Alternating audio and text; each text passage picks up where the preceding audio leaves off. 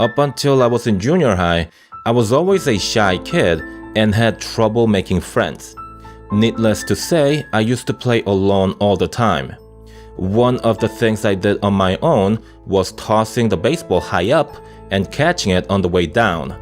I did that a lot, especially because my dad wasn't really involved in my life. Anyway, this one day after school, I was playing catch on my own in my backyard. My baseball looked almost brand new since it was never hit with a bat or dropped on an actual baseball field. I always played catch in the backyard, and our backyard is covered with grass. It was kinda sad why the ball looked brand new, but in any case, it looked new.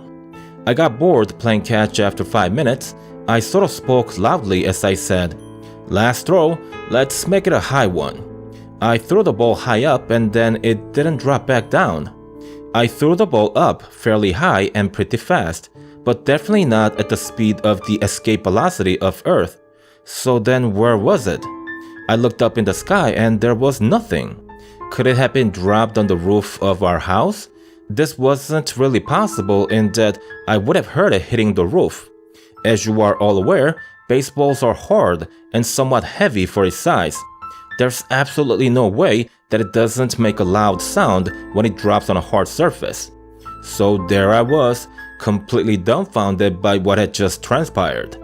Then suddenly something heavy dropped right next to my feet and it gave me quite a scare. I looked down and saw a baseball. And I say a baseball because it wasn't mine. The ball looked worn and old. It had lots of scuff marks and some of the stitches were all shredded. I picked it up and inspected it. It definitely wasn't mine. I never got my ball back, but I did end up keeping the old and worn baseball that just fell from the sky. Till this day, I've got no clue as to what happened to my ball and how that old baseball just appeared out of nowhere. I have no theory of what could have possibly happened. I can safely say that it'll remain a mystery until the day I die.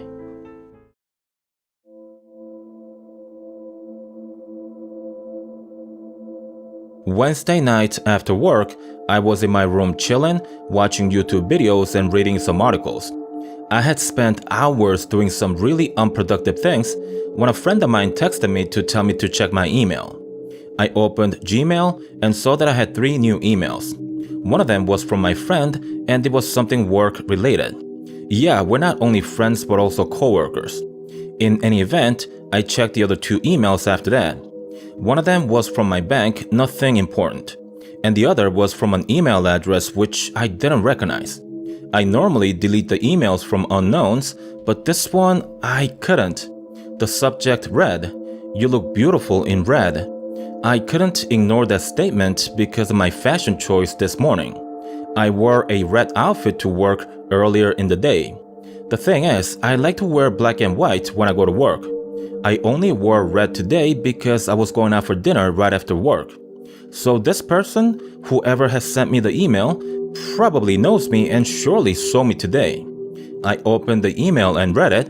It said, "I want you to wear something sexy to work tomorrow. Your outfit today got me all worked up." I instinctively recoiled and right away blocked the email address from sending me additional messages. Couple of days go by and I was at a coffee shop during lunch break. I didn't feel like eating anything and so I had opted to have a cup of latte instead. I got the latte, replied to some texts, and then I was going over some emails when I saw another disturbing message from an unknown email address. This time the subject read, "You've got to eat something." And when I opened the email, it read, "I don't like seeing you too skinny. You will look perfect with extra 10 pounds on you." This creep somehow knew I wasn't having lunch today, and thus I had concluded that it must be one of my coworkers. Someone was probably having some fun at my expense. It made me sick that someone I knew would go this far for a prank. I continued to receive creepy messages from different email addresses. I reported a bunch of them, but that yielded nothing. After about 2 weeks, I began to realize that the messages were starting to affect my everyday life. I got startled easily, I snapped at people frequently, and lastly, I couldn't get enough sleep. Then one day, a friend of mine suggested a simple solution. She said, change your email address. Or rather, delete the current one, get a new one, and give out the address to one person at a time, starting with those who you are closest to. It was going to be a pain in the butt to have to change all of my information on all of my online accounts, but it made sense and it was worth a shot. I got it done the next night after work, and voila, the emails stopped.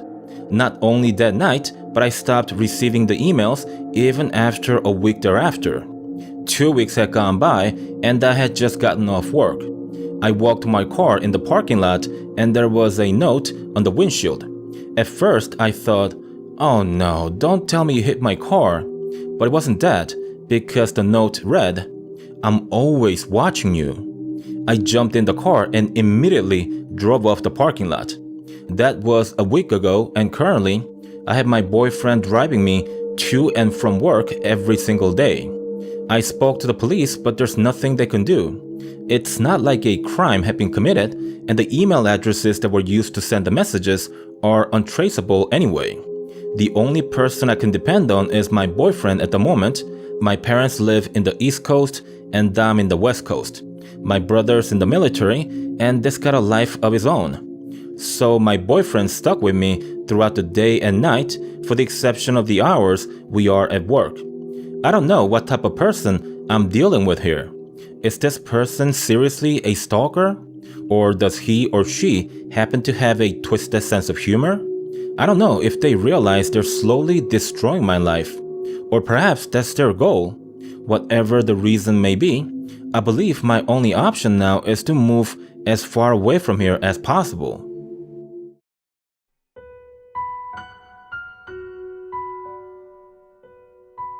Me and my girlfriend have been together for the last 3 years, but that's only according to me. Don't worry, I'm not talking about an imaginary girlfriend.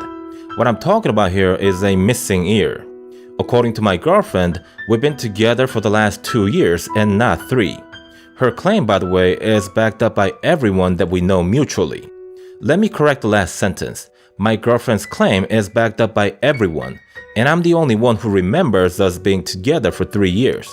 The pictures we took together conclusively prove that my girl is correct. However, my memory says otherwise. We have similar memories as to how we met and what we did. But from my recollection, I've met her a year earlier, and some of the things we did that I remember vividly, she has no clue as to how I came to have those memories. According to all the evidence, my brain is messed up somewhere, and I'm creating past experiences out of thin air. I can't understand how this could be. How could I possibly have one additional year of memory that the rest of the world don't?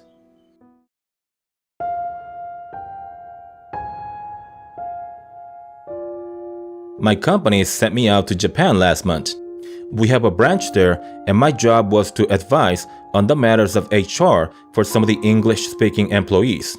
The hotel that I stayed at was 8 blocks away from the company building, and so I chose to walk to work for the 2 weeks that I stayed there. On the first day to work, I saw a blonde Caucasian man from across the street. He stood out because he was tall, blonde, and white. I also noticed that he looked at me for a few seconds before he walked away. I figured I probably stood out as well since I'm also white and blonde, although I'm on the short side.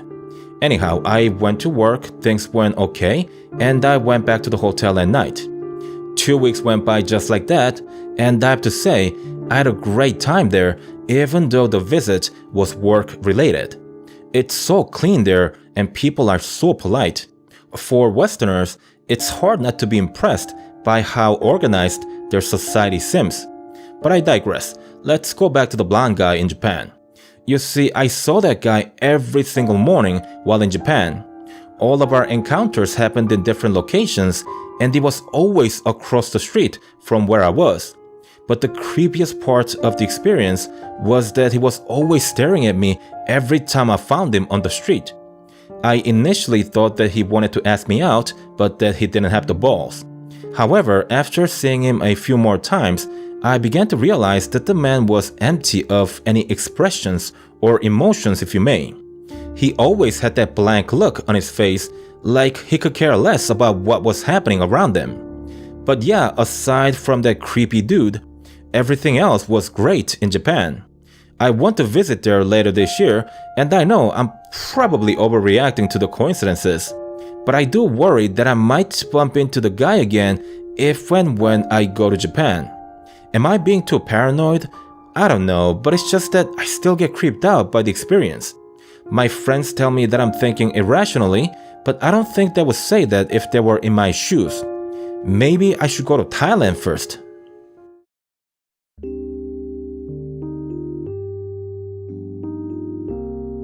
The time was about 7 in the evening, and I was doing some grocery shopping at a supermarket.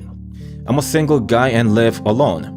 I don't have to buy a lot of things, therefore my shopping experience is normally in and out, real quick.